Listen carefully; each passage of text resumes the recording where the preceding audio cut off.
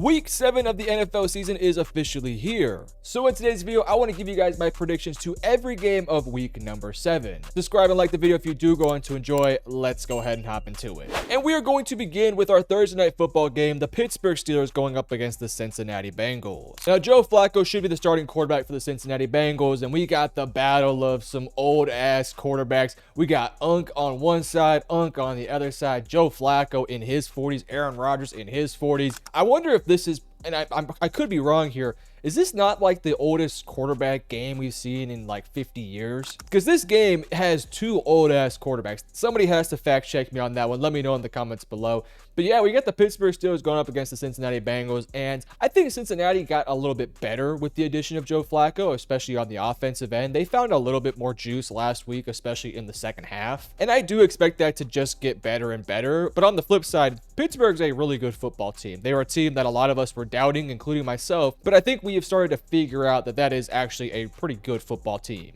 They got pass rushers who can absolutely go. Of course, TJ, Derek Harmon's playing well, Hayward, Highsmith, etc., etc. They got dudes that can absolutely go on that side. And they got some good guys in the secondary too. Of course, Jalen Ramsey's making plays. You got Joey Porter. You got all those guys back there that can make some plays. And I think it's just going to be really difficult for Cincinnati. Cincinnati is always going to be in a talent deficiency for 90% of their games. They have two excellent receivers, a good tight end, and that's about it. Their tackles are fine too, I suppose. But outside of that, it's really rough. Their defense is not good. They have Trey Hendrickson. They got a few dudes here and there who are playing fine, but it's just not a good enough defense. And this offense is just not good enough either.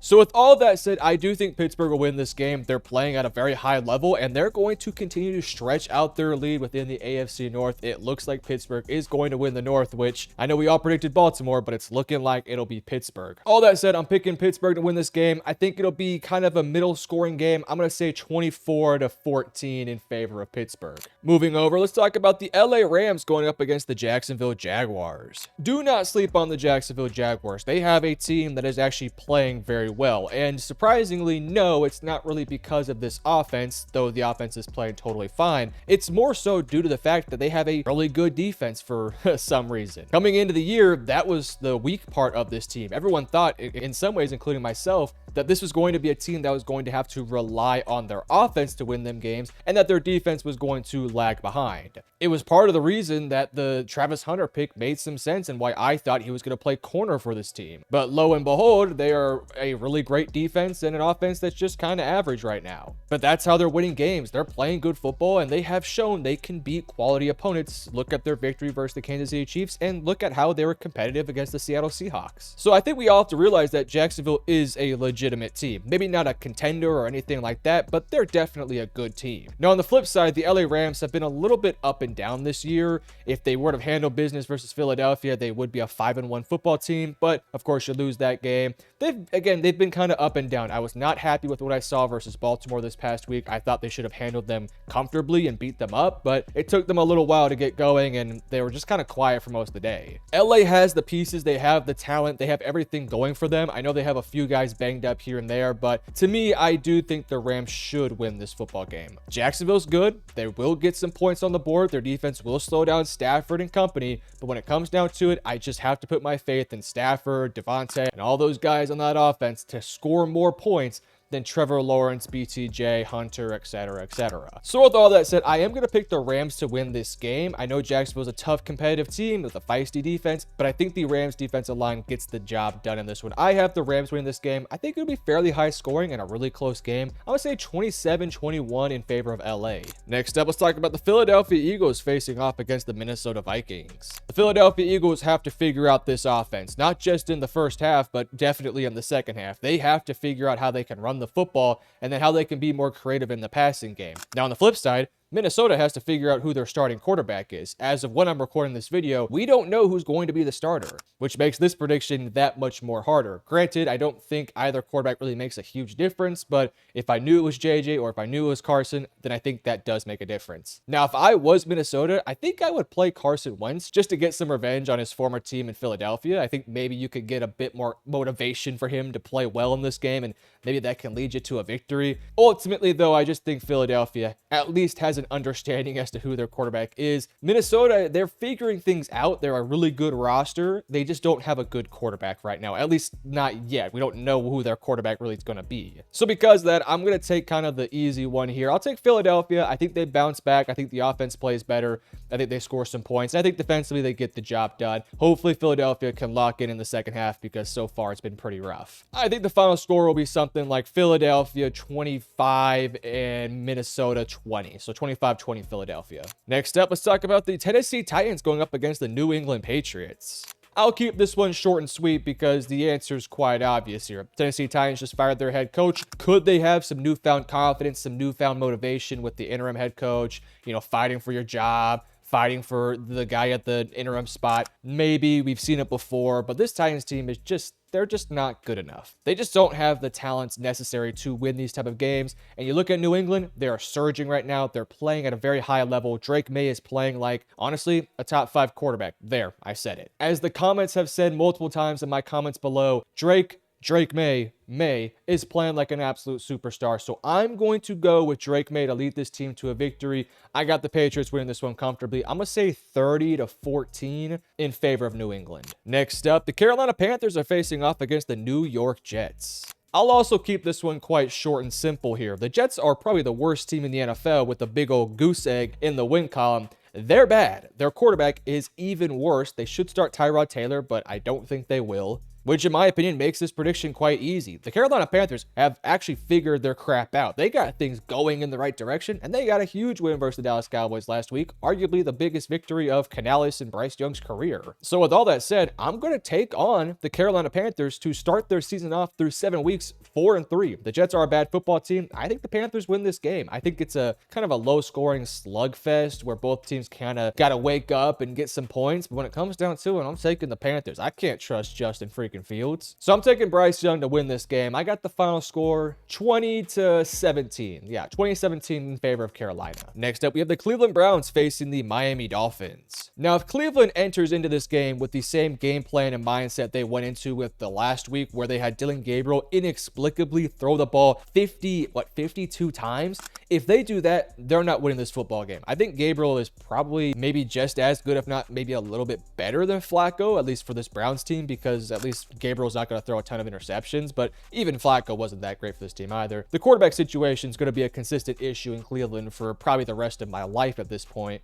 Same with the New York Jets, by the way. Whereas at least in Miami, there's some things going on there. These are two bad football teams. I think the Browns have the better defense by a country mile. But then I look at their offense and I just don't know if they can score points, which is how you win football games, which is something that, they should probably tell the GM of the Browns. Hey, if you want to win football games, you got to score points. Stacking up with Mason Graham on the defense is cool and all, but when you score 14 points, you're not going to win any football games. Hopefully they get that fixed this offseason. I'm going to go with Miami because I think Miami can at least score points. I know Miami can at least go into this game and get you 20-24. Whereas I just don't know if I can get Cleveland to give me 20 points. So because of that, I'm going to pick the Miami Dolphins just because I trust their offense more than I trust the Browns offense by a reasonable margin. Now, for the Browns to win this game, they got to force turnovers, give their young quarterback, short fields to operate, and run the damn football, which they could do in this game. In fact, I think they will do in this game. But I'm going to take Tua Tagovailoa. I know putting my trust in Tua is a sketchy bet, but, here I am. I'm doing it. Next up, we got the Chicago Bears facing off against the New Orleans Saints.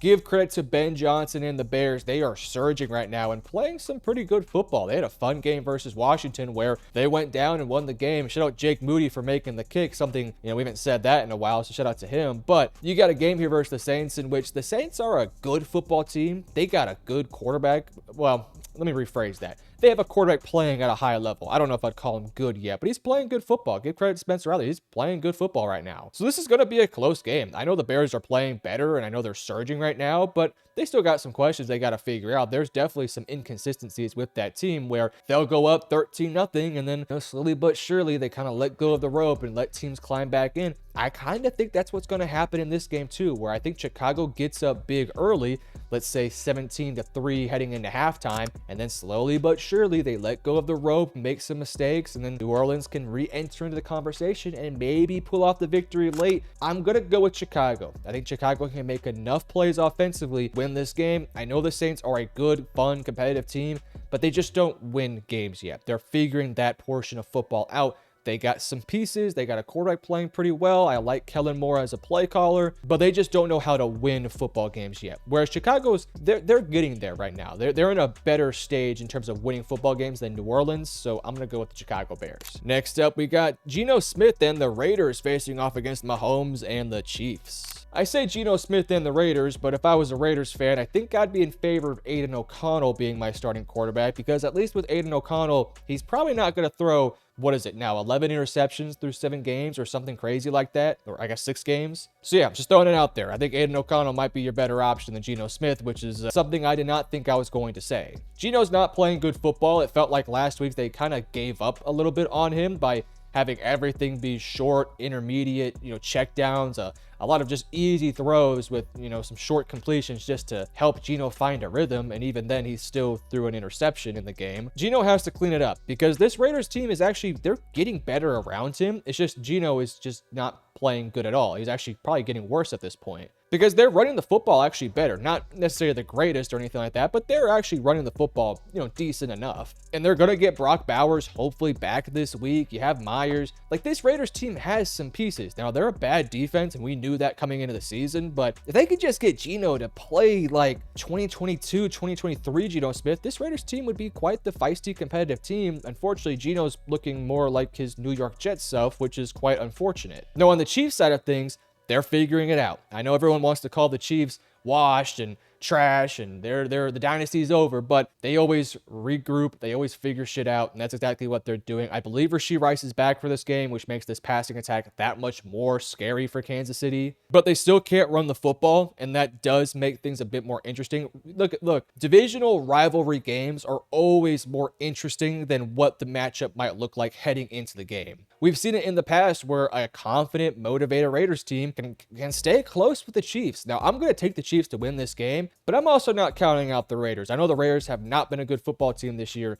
but sometimes those in-division matchups, they can make things a bit more dicey. So I'm going to pick the Chiefs to win this one, but again, do not count out the Raiders. I have the Chiefs winning this game comfortably with the boost of Rashee Rice playing, and I think he's going to step right in and play at a high level. So I got the Chiefs winning this game. I'm going to say 31-22 in favor of Kansas City. Next up, let's talk about the Indianapolis Colts facing off against the LA Chargers. Now, if you guys watched my power rankings video, spoiler alert, the Colts are in my number 1 seed. Yes, you heard that right. The Indianapolis Colts, yes, the team that I said should start Anthony Richardson, they are in my number 1 seed. I know, it kills me, makes me feel a little upset. RIP Anthony Richardson truthers, including myself. We were wrong, but it's okay. We move forward. Look, the Colts are playing good football. In my opinion, they have the Offensive Player of the Year and potential MVP candidate in Jonathan Taylor on their team. I think they have Offensive Rookie of the Year candidate in Tyler Warren. They got one of the best offensive lines in the entire league right now. They got a quarterback playing at a very, very high level. He probably should be in Comeback Player of the Year / maybe even MVP conversations right now. And defensively, they can create turnovers. They can get to the quarterback a little bit. They got some guys. Now, that defense is definitely more of the weaker unit than the offense, but their offense is probably the best offense in the NFL right now. Definitely the most efficient offense, so it kind of counteracts a little bit. But they're going up against a really good Chargers team that hopefully will be getting healthier for this game. The Chargers are a struggling team right now. There's a couple of teams we're going to talk about here in a little bit that are really struggling with injuries, and you guys can probably name a couple of them right now off the top of your head, but the Chargers are definitely one of them. The injuries on the offensive line, the injuries to running backs, it's really hurt them. Also, Khalil Mack on the defense, too. They're a banged-up football team. They're still good, and they're still damn competitive, and they will fight and claw their way to getting these games into the fourth quarter and have chances to potentially win them.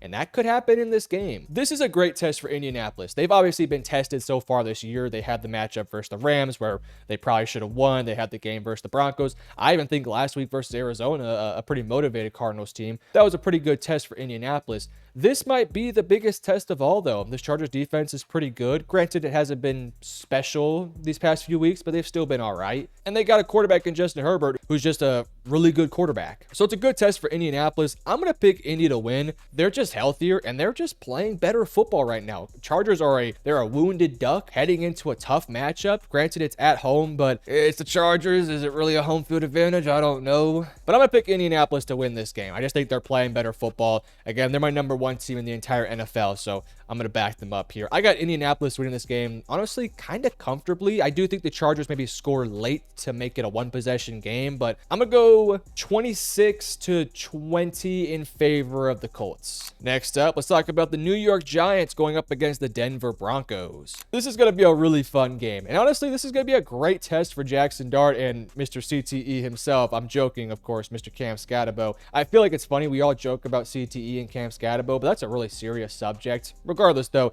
that dude is crazy. I mean, come on, man. Pick your head up. Stop running people with using your head. But I digress. It's pretty fun to watch. We got a Giants team that's surging right now going into this game, feeling very confident after beating the Philadelphia Eagles. They got a swagger to them. They got this newfound confidence. They got a bit of a pep in their step. They're playing pretty good football, and give credit where it's due. Jackson Dart, Cam Scatabo have kind of, reinvented this Giants football team. So it's been really fun to watch. Unfortunately, the Denver Broncos have a freaking great defense. I'm talking probably the best or second or third best defense in the entire league. Like, they got dudes on every level that can absolutely go, including a pass rush right now that is absolutely feisty. And they will get after Jackson Dart. It's going to be imperative for the Giants to use Dart's legs, get him out of the pocket. Don't give him chances to get corralled over and over again, because that will eat at his confidence a little bit. It's just what happens. For the Broncos, it's about making Jackson Dart beat you with his arm. Force him into some mistakes, and if you can do that, I think they will win this game. Now, on the flip side, Denver's offense is not that great, and the Giants defense is pretty good, especially that pass rush. So I'm looking at a game here that's going to be sort of kind of a slug it out, bit of a defensive battle here, but I do just trust the Broncos a little bit more defensively to maybe force some turnovers. I at least know with Bo Nix that I don't think he'll turn the ball over, right? And so I just trust him in that portion of his game, whereas with Dart and Scatabo, maybe you get an interception or two or some forced fumbles that give you some plus field and give you opportunities to go put up some points on the board. So I'm going to go with the defensive battle that maybe gets swinged off of turnovers and things like that. I'm going to go with the Denver Broncos to win this game. Don't be surprised if the Giants win, because they're a feisty team. I'm going to go Denver to win this football game, though. Again, kind of a slugfest here. I'll go 17-13 in favor of Denver. Next up, the Green Bay Packers going up against the Arizona Cardinals. Now, this game is really hard to predict because we don't know if Kyler nor Marvin Harrison Jr. are going to play on this game. I'm recording this Thursday morning, and there's nothing being told about either one of these guys. They're both limited, one with a concussion, that being Marv, and a foot injury with Kyler. So I don't know. It's honestly up in the air. I will say this. I thought last week with Jacoby Brissett playing, that was honestly one of the better Cardinals offensive performances we've seen, especially against a pretty good Colts team. So I don't know. Just throwing it out there. They might be better off with Jacoby Brissett at quarterback,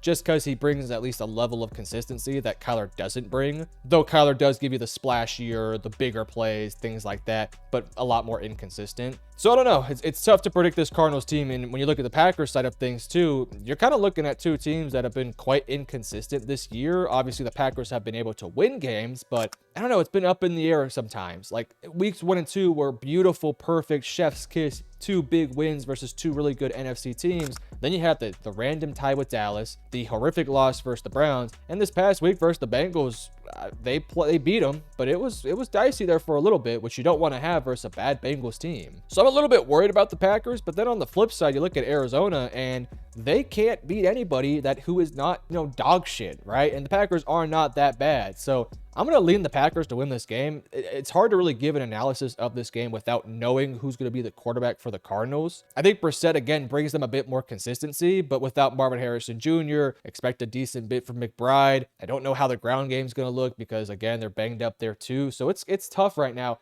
I'm going to lean on the Packers here. They're the more talented team. They're playing, I guess, better football. I at least know what I'm getting from this offense, which is, really good special plays from Love, running the football well. Matthew Gordon's gotten going. So I'm going to trust the Packers to win this game. I think the Packers win this game. Let's go 28-24 in favor of Green Bay. Next up, the Dallas Cowboys are facing the Washington Commanders. Now, I think it's pretty important before I make this prediction that I say I am a Cowboys fan, but I'm a very pessimistic Cowboys fan. I know this team is not a great team. I think they're a great offense with a horrifically bad defense. But in this game versus Washington, again, I got to reiterate, it's the same thing I say with Kansas City, Las Vegas.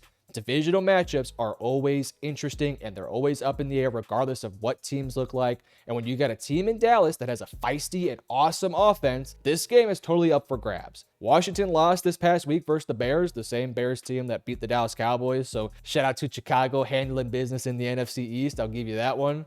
But yeah, Washington they're not a special football team. They're a good team. They're definitely good. But to anyone who thinks that the Commanders are going to be a deep playoff run team, the team that makes the Super Bowl, let's chill out, all right? Let's see if they can make the playoffs first. Jaden Daniels is still playing good football. He's not playing bad. I saw a post put out on Instagram, or maybe it was Twitter, calling Jaden Daniels now the 6th best quarterback in the 2024 NFL draft. What are we talking about? That's stupid. Jaden Daniels is still playing very, very good football. And I think, honestly, he's playing just as good as a lot of other guys out there. However, he's not playing as good as Dak Prescott. And again, I'm a Cowboys fan, so I know, oh, you're going to be biased. No. As an unbiased perspective here, Dak Prescott is playing arguably maybe as the best quarterback in the NFL, like frankly, especially the entire season. He's had maybe one average to below average game, and that was probably that Bears game where he had a couple interceptions. But you take out that game, I think he's been borderline perfect almost every single game. I mean, he's making high-level throws. And that's why I'm going to pick Dallas to win this game. I know it's a divisional game. Shit gets up in the air. Dallas proved last year that even though they had Cooper Rush starting, they could beat Commanders. And I look at this game and, you got to get CeeDee Lamb back. You have George Pickens. At least I think they'll get CeeDee back. I think they will. You got Javonte. You got Dak playing at a high level. This offense will score points. And trust me, Jaden Daniels will score points too. I fully trust that. To me, this is going to be an offensive shootout. And I think the Dallas Cowboys are the team that's better equipped to win a shootout over a team like Washington. Now, you could say Washington has the better defense than Dallas, and to that I say fair play. But I also don't think Washington's defense is just astronomical, incredible, top 5, top 10 defense. They're an okay defense, and Dallas can definitely have success against them like they've had in years past. So I'm going to put my faith in Dak Prescott because I think that's a pretty safe bet to make right now. I'm going to go with the Dallas Cowboys to win a shootout. Somewhere in the 30s, I'll go 33-30 Dallas. Maybe Dallas wins on a game-winning Aubrey field goal. That would be cool. Next up, the Atlanta Falcons are facing off against the San Francisco 49ers. When I talked about banged up teams in the Chargers portion of this video, I think the #1 team that came to everyone's head when talking about injuries was the San Francisco 49ers. Now, whether it's Brock Purdy or Mac Jones, I think both quarterbacks are very capable guys, so I'm not too overly concerned. I worry about this defense. I don't know how you find success on this defense when you don't have Fred Warner nor Nick Bosa. Your two best players, arguably on your entire football team, are now gone. Maybe they get a bit more healthier on the offensive end, which would be nice, but I don't really know if that makes up the difference. When you look at this defense, I just don't know what you do. You don't have a good pass rush. You take out one of your best coverage linebackers, and now you have a huge void in the middle of your field. Your secondary's good enough, but man, it's going to be tough out there. This is a Falcons team that has figured their shit out. They're playing great football, and they just beat the Buffalo Bills on Monday Night Football in a big primetime game. They're getting Drake London going. They got Bijan. I think Michael Penix is starting to get the game now. He's starting to play like an NFL quarterback, which is really freaking good to see. This Falcons team's good, and I just trust them because they're the healthier football team. If San Francisco was 100%, I'm probably taking San Francisco, but they're not. They're not even close to it right now. They're a completely wounded duck. I mean, we talked about the Chargers being a wounded duck. Man, this Niners team is a cripple. I mean, it's brutal what they're going through right now. So I'm going to go with the Atlanta Falcons to win this game. They're the healthier football team that's playing really sharp football right now. And I look at it and I trust Penix right now. I trust that offense to score points. I just don't trust San Francisco because they have all these freaking injuries. So give me Atlanta to win this game. I'll say 32-24 in favor of Atlanta. Next up, we got the Buccaneers facing off against the Detroit Lions. Man, you talk about injuries. This might be the injury bowl. These are two excellent football teams, but then you look at the Bucs side of things, questions all over this roster, especially in the receiving core. Emeka hamstring, Mike Evans hamstring, and then Chris Godwin, dealing with his Chris Godwin injuries. I mean, they're fully banged up there. And on the flip side, the unit that's going to be covering those receivers, the Lions are just as banged up, missing guys like Reed and Terrion Arnold, et cetera, et cetera. Like, this is a injury bowl. But there's a dude on that Bucs team that just has an aura and a moxie to him that is just insane. And that's Baker Mayfield. Baker Mayfield's the MVP. I would say he's playing like the best quarterback in the NFL, despite the fact that he's going out there with, Tez Johnson as his probably wide receiver 1. Now, hopefully they can get some dudes dudes back, maybe Godwin or Bucky Irving. I don't know what their status is. If they can go, that'd be nice. But if not, it's going to be on the shoulders of Baker Mayfield, because this Bucs defense is good, but I don't know if they're good enough to slow down this Lions offense. I think the Lions offense will bounce back and play much better than what they did versus Kansas City, because I would say that Kansas City game was pretty embarrassing for this Lions team. They definitely could have played a lot better. They had opportunities to put up points. They had the fourth downs issues, things like that. This is a toss-up game because both these teams are banged up. I trust this Lions offense to score points, but I still trust this Bucs offense to score points too. And you take into account that I actually can sort of trust this Bucs defense, I'm gonna go with the Bucs on an upset here. I do think the Lions should be the favorite. If I was a betting man, I wouldn't put money on Tampa Bay because of all the injuries to the receivers. But I saw last week with Tej Johnson and all those dudes at receiver for the Buccaneers, they still won, and they still handedly won. And I think they're going to do that here in this game. I think the Buccaneers win this game. I'm going to go pretty high scoring. I'll go 30-27 in favor of Tampa Bay. And lastly, we got the Houston Texans facing off against the Seattle Seahawks. Now, it's important to say the Bills and the Ravens are both on byes, and I would say both these teams badly need it because, boy, oh boy, the Bills are on a 2-game losing streak, and the Ravens are banged up more than anybody else in the NFL, maybe besides the San Francisco 49ers. So to them, good luck on the bye week. Get healthier, refix your game plans, stuff like that. Figure your shit out. Now, to talk about Houston and Seattle, Houston's coming off a bye week, and their offense has started to get going. Granted, they've been getting going versus some of the worst defenses in football. This week, they got a tough challenge in front of them. Seattle's got an excellent defense and an offense that is really freaking good too. Sam Darnold, JSN, they're playing at probably some of the highest levels within their respective position. I would say JSN playing at the highest level of every single receiver. And Darnold's playing, like, let's be honest, probably a top 10 quarterback or maybe even top 5 quarterback in the entire NFL right now. There's a rhythm, a consistency, a balance to this offense that you don't really have in Houston. Houston is an offense that prior to these bad games they've been playing in terms of bad competition, they struggled. They could not run the football efficiently. The passing game was hit or miss, and more often than not, it was a miss. Stroud was getting sacked quite often. He was being put in bad situations. They got some things going against some of these bad teams like the Ravens, and they were able to score up a bunch of points. But again, you're going up against JV level defenses. Now you're going up against a varsity level defense, a D1 level defense against the Seattle Seahawks. That's a great defense that can get after the quarterback, can force turnovers, can play sticky in coverage. And I think that this Texans team is going to struggle. Now, granted, they have had time to game plan a little bit more in this game, but at this stage right now, through 7 weeks, there's only so much you can do with your personnel. And there's not a magical button you can press for Houston to say, this is the guy that's going to make our offense special again. There's not that guy on this team. There's nobody returning from injury. There's nobody on free agency. There's only so many trades you can make to fix this offense. And unfortunately, I don't think any change would help this offense right now. So I'm going to go with the Seattle Seahawks to win this game. I do think we get a bit of a defensive battle here, but I think ultimately this Sam Darnold-led Seahawks offense makes enough points on the board, and I think they pull away late. And I think this game maybe is closer than what the score might indicate. I'm going to go with the Seahawks to win this game. I'll go 20-10 in favor of Seattle. But these are my picks for every single game of week number 7 of the NFL season. You guys let me know in the comment section below, what do you agree with? And of course, what do you disagree with? And of course, if you guys did enjoy the video, make sure you guys hit the like and subscribe button. We're on the road to 15K, on the road to 20K next. So you guys make sure you're subscribed. Love you guys. Peace.